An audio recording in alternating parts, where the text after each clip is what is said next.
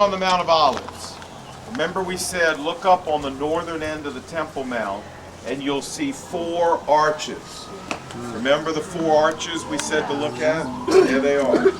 I could have said look for a little cupola or cupola. How do you pronounce it? Cupola? Yeah, I could have said that, but you can't. There's no way you can see this all the way from the Mount of Olives. But you see the 4 arches. This is where we think, we're fairly certain, the Holy of Holies was, basically where I'm standing. Now if you look behind you, between the trees, you'll see a light pole. You see that light pole between the trees? Okay, that light pole is directly in front of the eastern gate. So, if you come in the eastern gate, and the rabbi said you would be facing directly into the Holy of Holies, you see where we are? Okay, so that's the eastern gate. Here we are, and this is where we think the temple building was shaped. It's a rectangle, was long this way, short this way. You understand what I'm saying? That the long side would be like this.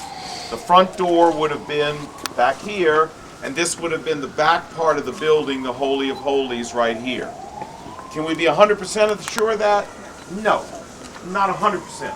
If we could dig here, if we could excavate here, could we be sure of that?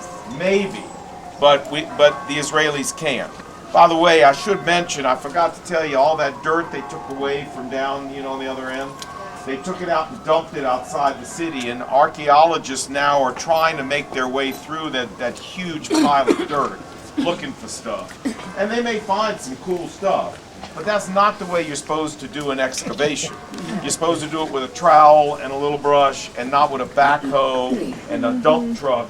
So, but they are trying to make their way through it and see what they can find. So, can you understand now? Can all of us understand how there's plenty of room here to build a temple building? You see where we're standing? This stuff all to our left is still part of the Temple Mount.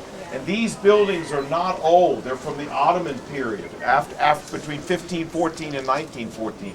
I mean, they could be knocked down. The police use them, but they have no significance. So you can even knock these down and go farther this way if you needed to. You with me? Yeah. So plenty of room here to build another building?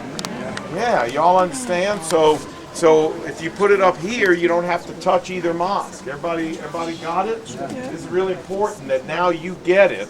And so let me just say, these people, the Temple Institute, they are totally serious about doing this. And they're already teaching, this is true, they're already teaching Levites and priests how to do the sacrifices that the Bible talks about. They're not actually doing, real animal sacrifices, but they're already teaching them how to do it when the time comes. So the third temple, when the Antichrist appears, the third temple, this thing's happening. So let me just say to you, when you read in the paper that they've brought the cornerstone up, and that there's been some kind of peace deal, and that the new temple is now under construction, let me make a suggestion to you. If you really know Jesus, and you know you're born again, empty your 401k, take every dime you got out of your retirement program, go buy the Jaguar or that Lamborghini you have always wanted, go buy those Jimmy Choo shoes or those Christian Louboutin shoes, and just have a blast, because Jesus is coming. They had to get us. So, no sense keeping it in the 401k anymore at that point, friend. So, yeah, pull it out and spend it. All right. No, the structure, the Arabs call this the Dome of the Soul, or the Well of the Soul. Maybe related to the Holy of Holies. I don't know. No real significance to the dome. Later. Much later.